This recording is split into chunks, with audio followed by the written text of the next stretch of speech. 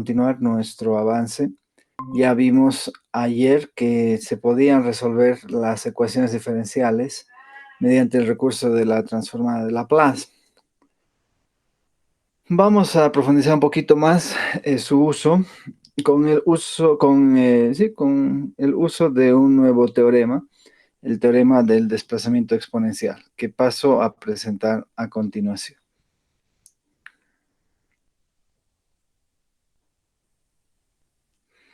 Bien, coméntame por favor si ya pueden visualizar la pantalla que estoy compartiendo. Perfecto.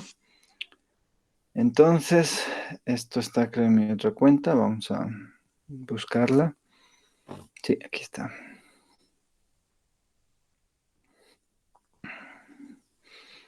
Vamos a estudiar a continuación a la transformada de Laplace de aquellas funciones que tienen como uno de sus factores una función exponencial. Vamos a ver de que esto provoca una transformación mucho más simple y mucho más fácil de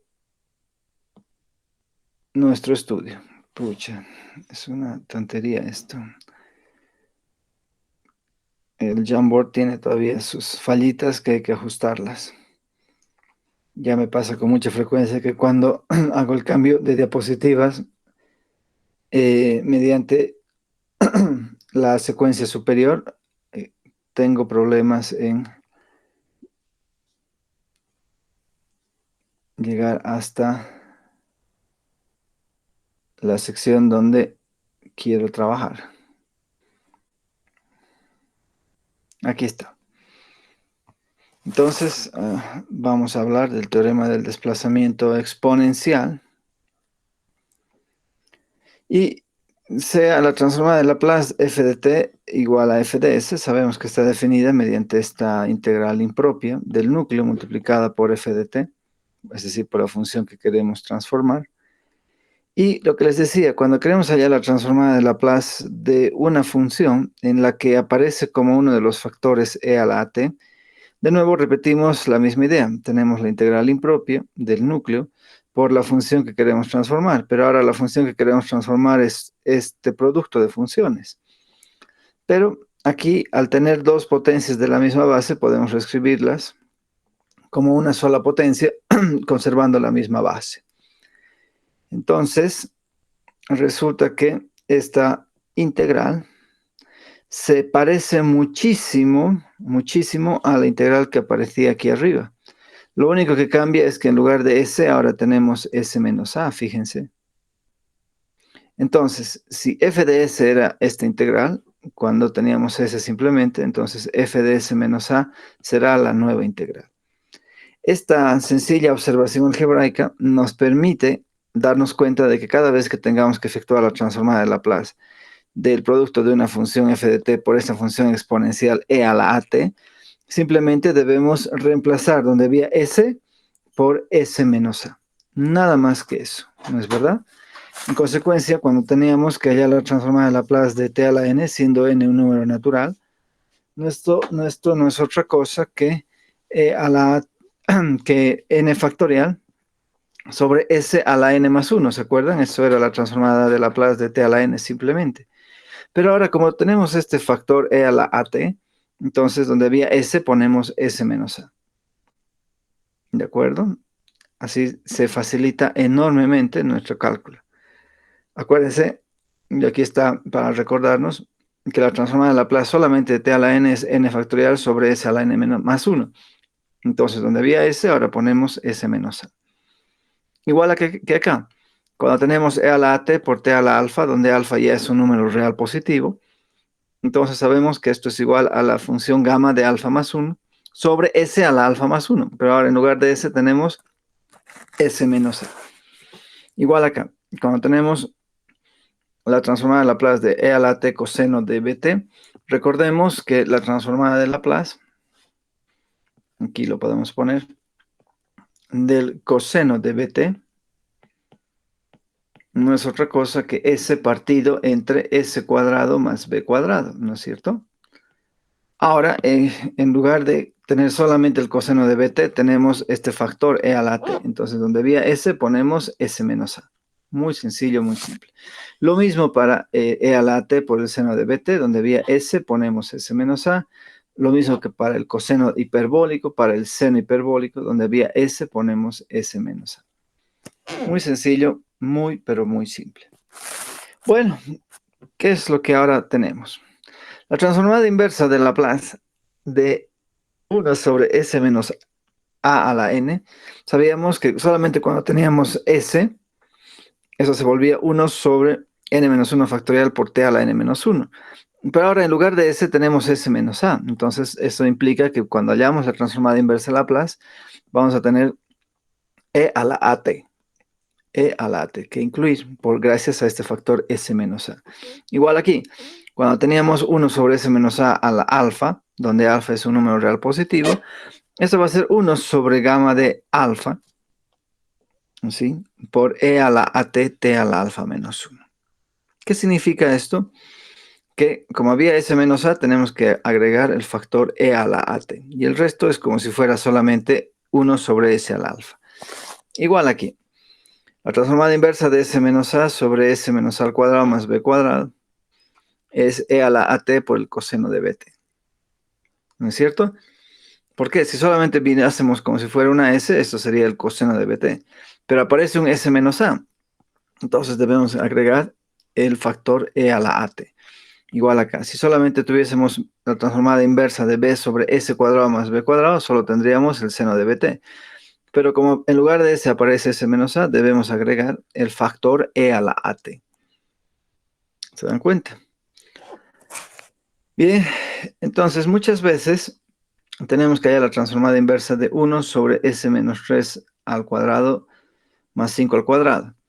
Entonces, como aquí no aparece el 1, digo el 5, que es la base de este número, podemos multiplicar por 5 y multiplicar también por un quinto, cosa que 5 y este 5 se cancelen y sigamos teniendo la transformada original. Así que esto se reduce a un quinto por el seno de 5t por el factor de e a la 3t. Acuérdense que este 3 aparece gracias a que tenemos en lugar de s menos 3. Acá tenemos la transformada inversa del seno hiperbólico de s menos a sobre s cuadrado, s menos a al cuadrado menos b al cuadrado, que es e a la t coseno hiperbólico de bt. Y lo propio cuando tenemos b sobre s cuadrado menos a cuadrado menos b cuadrado. Tendremos e a la t por el seno hiperbólico de bt. Entonces, cada vez de que tengamos un s menos a, tendremos que agregar la potencia e a la at. Muy bien. Hasta aquí, coménteme alguna pregunta.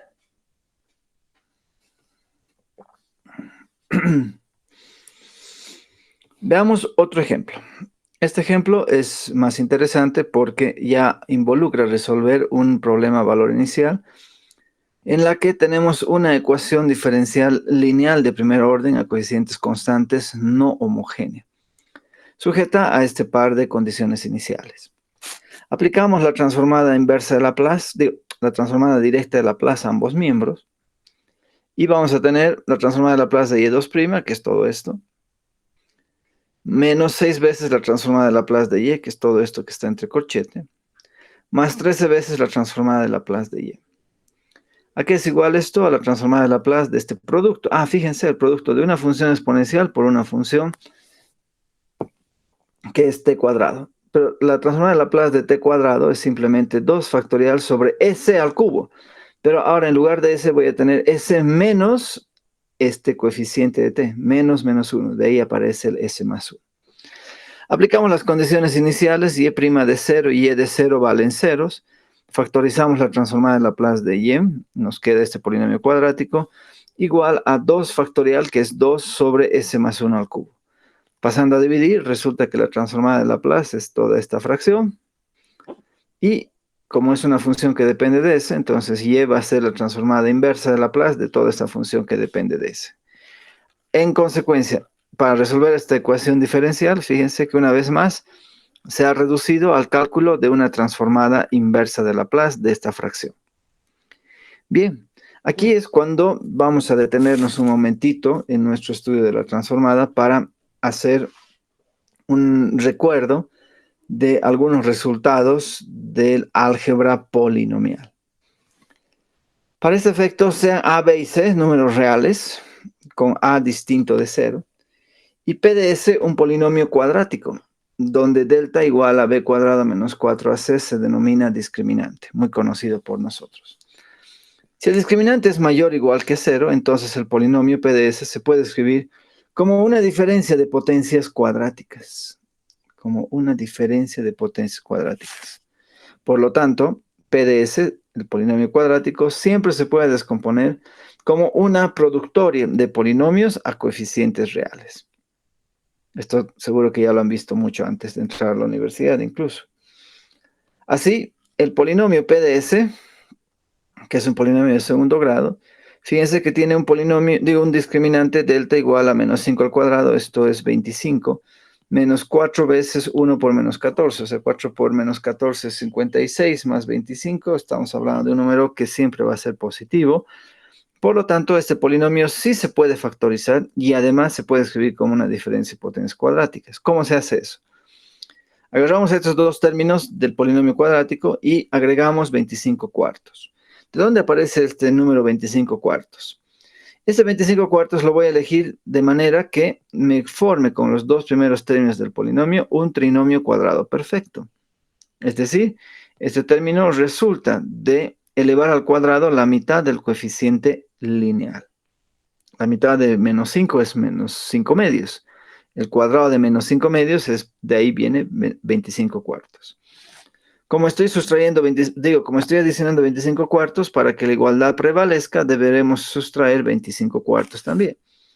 Así que tendremos este trinomio, que es el cuadrado de S menos 5 medios al cuadrado, y menos 14, que es menos 56 cuartos menos 25 cuartos, eso nos da menos 81 cuartos, pero menos 81 cuartos es lo mismo que 9 medios al cuadrado.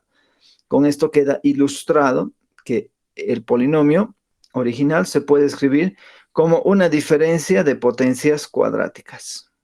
Y al ser una diferencia de potencias cuadráticas, se puede factorizar como la adición de las bases por la diferencia de esas bases. Es decir, esto se reduce a S más 4 medios, que es S más 2, por S menos 14 medios, que es S menos 7. Y de esa forma, todo polinomio cuadrático con discriminante mayor o igual que 0, siempre, pero siempre lo podemos descomponer en un producto de polinomios de primer grado con coeficientes reales. Pero, ¿qué ocurría cuando el discriminante de ese polinomio cuadrático era negativo? Resulta que cuando esto pasaba, el polinomio se podía escribir como una adición de potencias cuadráticas, y resulta que el polinomio ya no se podía factorizar en polinomios lineales.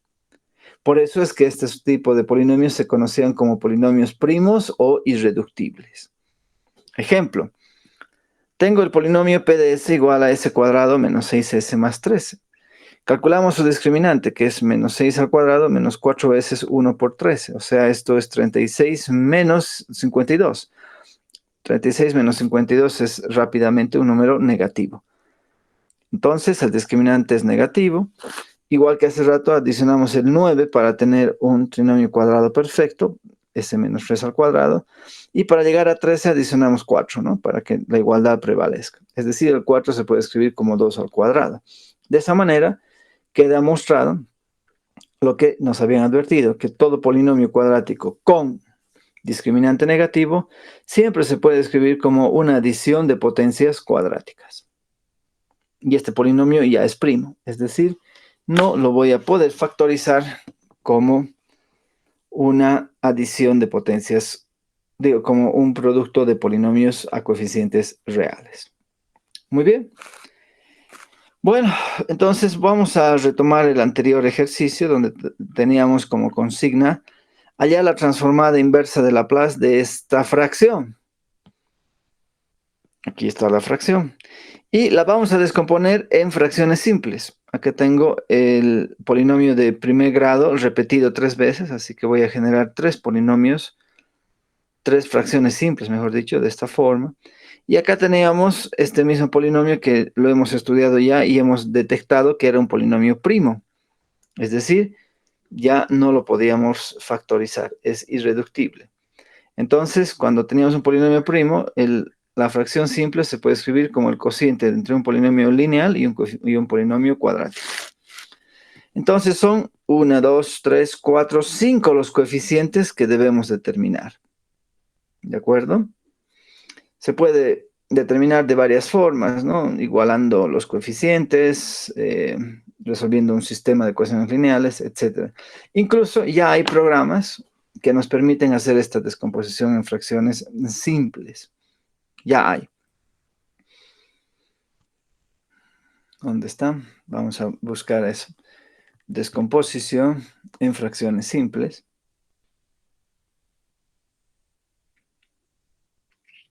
Hay varios. Este es el que me acuerdo que yo usaba. Ah, no, no es este. Esta es una teoría. Aquí, calculadora en fracciones parciales. Aquí podemos descomponer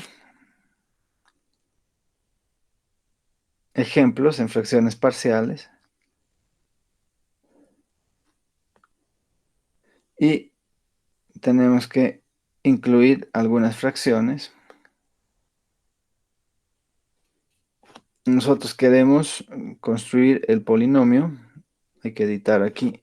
Teníamos 2 en el numerador, ¿se acuerdan? 2. Y en el denominador teníamos x más, bueno, en este caso s más 1 al cubo. S más 1, todo esto elevado al cubo. Vamos a poner al cubo por el polinomio cuadrático x cuadrado menos 6x más 13 sería, ¿no? Menos 6x más 13. Menos 6 veces x. 6 veces x más 13. Nunca lo he usado este, así que voy a ver qué tal es. Lo estoy presentando en vivo. Se toma su tiempo, ¿eh? Para escribir. Ah, y aquí hay un error, no era s más 1 al cuadrado, era s más 1 al cubo, ¿se acuerdan? Listo. Entonces, vamos a pedirle que nos descomponga en las fracciones simples. Y aquí está. Nos sale 11 sobre 1000 sobre el primer factor, ¿no? Que es a para nosotros, es 11 sobre 1000.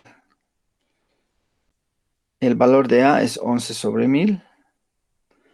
El valor de b es el numerador que está sobre 1 sobre s más 1 al cuadrado. En este caso, como estamos hablando con x, va a ser 1 sobre 25 el valor de b. El valor de c va a ser un décimo.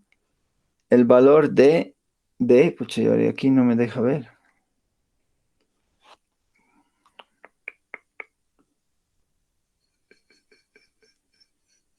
Ah, aquí está todo un proceso, ¿no? De cómo encuentra el sistema. Aquí están los coeficientes. Perfecto. Entonces, ahí están los valores. A 11 sobre 1000, B un 25avo, C menos 11 sobre 1000 y D 37 sobre 1000. Ahí está. Nos ha resuelto la vida en un ratito, sin tener que estar ahí transpirando en la resolución de esos valores. Yo usé, creo, otra calculadora. Esta calculadora es online, pero fíjense que nos ha salido algo parecido. 37 a 11, aquí teníamos 11 sobre 250.000. Aquí hay un errorcillo. Me parece que esto es mucho más fiable, el resultado que acabamos de obtener. Mucho, mucho más fiable.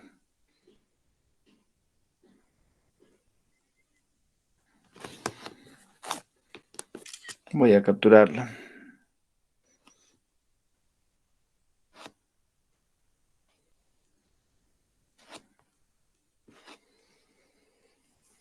Ya.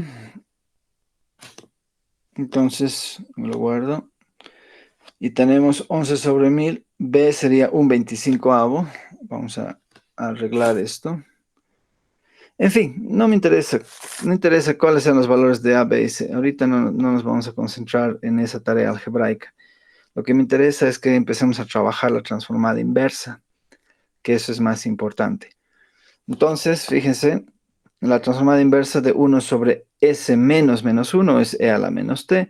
La transformada inversa de 1 sobre S menos menos 1 al cuadrado, fíjense que tengo un S al cuadrado, pero en lugar de S al cuadrado tengo S menos menos 1. Y por eso es que aparece el E a la menos T. Igual acá, si solamente hubiésemos tenido 1 sobre S al cubo, tendríamos que poner solo 1 sobre 2 factorial por T al cuadrado. Pero como tenemos el S menos menos 1, tendremos que agregar el factor E a la menos T. Ahora aquí vamos a distribuir el valor de D. Esta fracción la vamos a distribuir en dos fracciones, ds sobre este polinomio cuadrático y e sobre este polinomio cuadrático. Entonces vamos a calcular por separado estas dos transformadas inversas. Empecemos por la de aquí arriba. La de la izquierda, mejor dicho. S sobre S cuadrado menos 6S más 13. Esto es lo mismo que la transformada inversa de S menos 3 por sobre S menos 3 al cuadrado más 2 al cuadrado. ¿De dónde saco esto? Fíjense, ya sabemos que este polinomio cuadrático se puede escribir como esta adición de potencias cuadráticas, ¿no es cierto?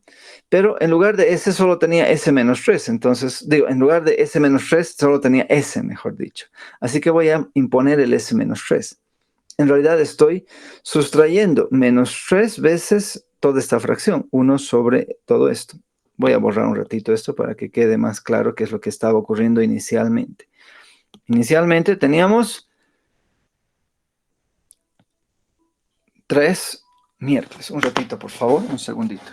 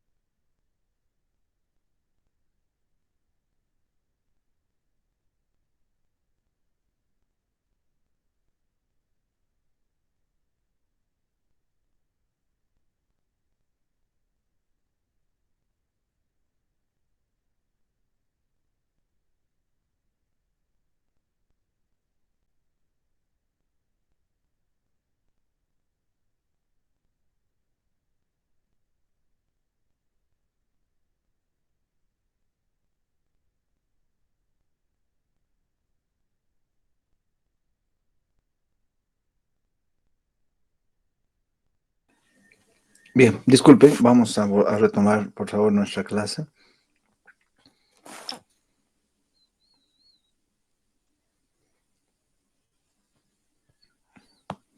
Bien, por favor, que alguien me confirme que ya están de nuevo visualizando la pantalla que estoy compartiendo.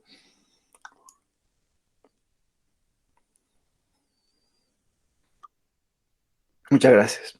Bueno, les decía que para balancear este menos 3 veces esta fracción, estoy agregando más 3 veces la misma fracción. ¿Se dan cuenta? Cosa que la igualdad no se modifica para nada. Pero, como les decía hace rato, acá tengo que tener un 2, ¿no? Para que esto sea e a la 3t seno de 2t.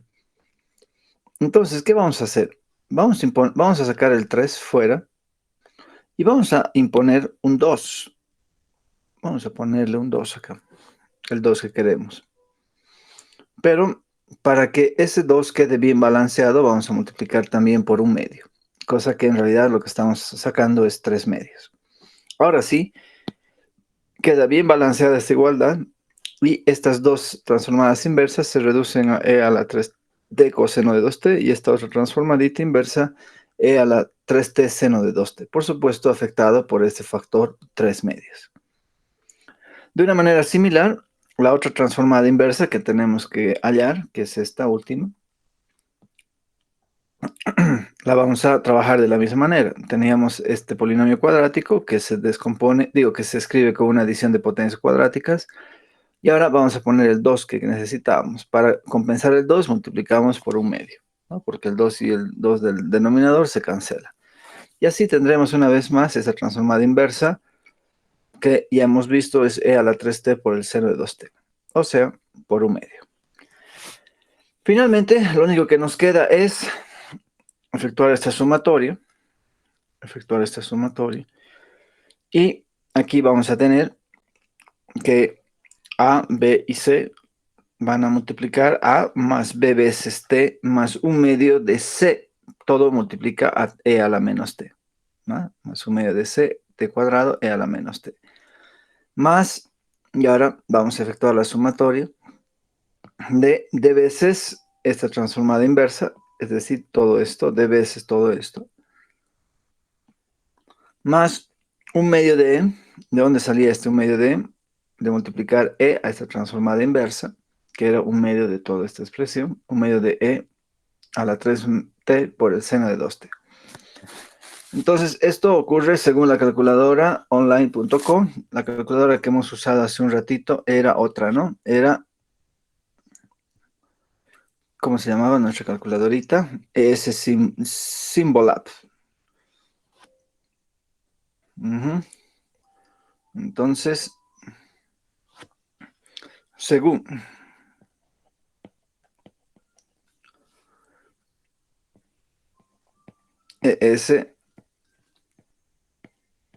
symbolab.com, así era, ¿no?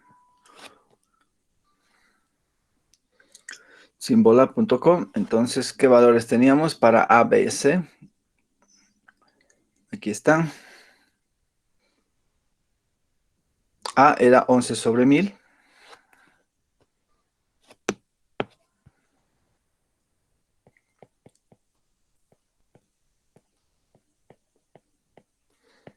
B, aquí era igual. ¿Dónde están? Un 25avo.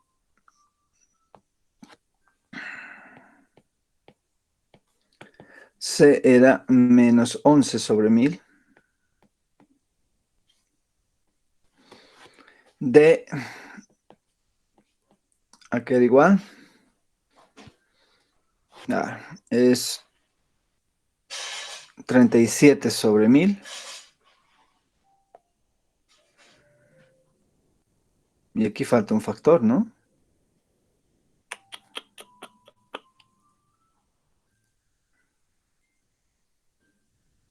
Un ratito. Mire, aquí un errorcito que no me había fijado. Este más. Tal vez nos cambien algo. Voy a volver a poner Enter.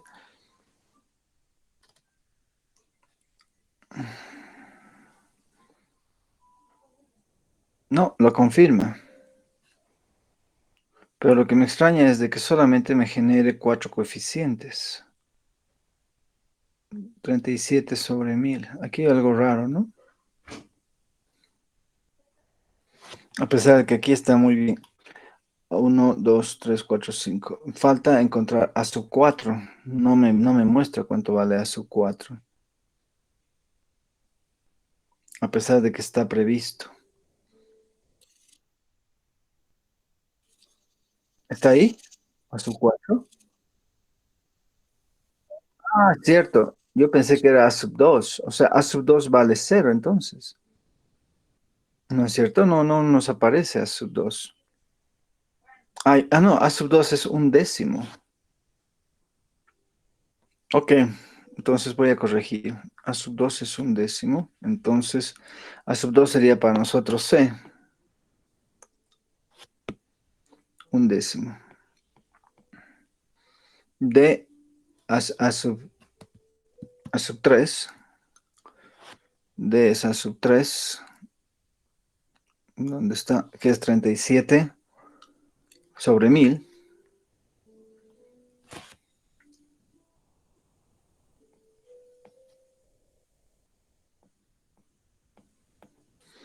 Y E es menos 11 sobre 1000. Que eso sería a sub 4, ¿no es cierto? A sub 4 menos 11 sobre 1000. Listo. Entonces, como verán, varían, varían los coeficientes. Usé la anterior vez esta calculadora online y me provocó esta descomposición en fracciones simples. En lo único que coinciden es ni siquiera en A nada más. En B me sale otro resultado. En C me sale otro resultado. En D otro resultado. Y en E también otro resultado. ¿No? ¿Cómo? So- oh, cierto, cierto, tienes razón. Ni siquiera en A coincide. Habría que buscar una tercera calculadora más o hacer nosotros una descomposición casera también, ¿no? Pero esto es bien interesante. Entonces, hay que corroborar. Tal vez, no sé, yo ya me dejaba de suscribir en Wolfram, que es bastante confiable. Tal vez en Wolfram podremos hacer esta descomposición, que también es factible, para corroborar. El punto, pero, es que acá vamos a tener estos coeficientes. Estos coeficientes los podemos encontrar, evidentemente, resolviendo los sistemas, como acá aparece, ¿no? Este pequeño sistema. A mí me parece bastante fiable esto porque nos está mostrando el pasito a pasito, ¿no? El step by step. Y nos permite ir más tranquilos en la valoración de los coeficientes que necesitamos descomponer. Bueno, de todos modos, dejo esto para que ustedes lo puedan definir, ¿de acuerdo? Lo que no va a cambiar es esto. Independientemente de cuáles sean los valores de A, B, C, D y E que se elijan, vamos a tener esta única curva de solución prevista de esta manera. Muy bien.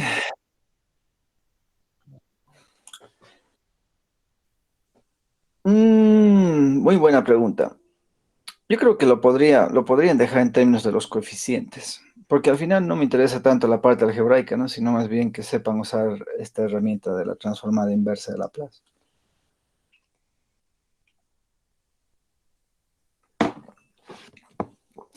¿De acuerdo? Entonces, pueden dejar en términos de los coeficientes. No tendría personalmente ningún problema. Bien, practicaremos estas ideas. Nos vamos a ir a nuestro libro del Denisí, en su novena edición, y nos concentraremos ahora en la sección 7.2.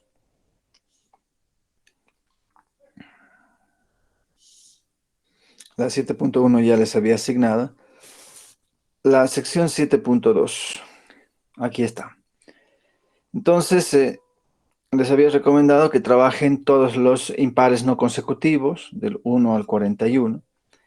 Y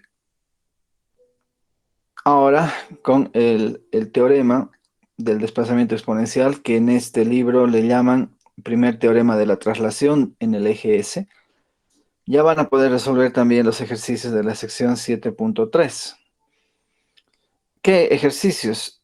Una vez más, me voy a permitir recomendarles trabajar los primeros 31 ejercicios impares no consecutivos, desde el 1 al 31. ¿Ya? 1, 5, 9, todos esos que están aquí destacados. ¿De acuerdo? Entonces, todas estas ecuaciones que también ustedes van a tener que encarar más abajo, exigen de que tengamos que usar el teorema del desplazamiento exponencial, el que hemos presentado el día de hoy.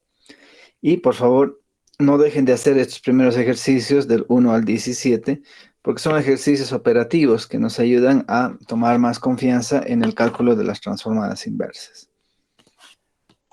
Por lo pronto, hasta aquí. ¿Tienen alguna pregunta? Coméntenme, por favor.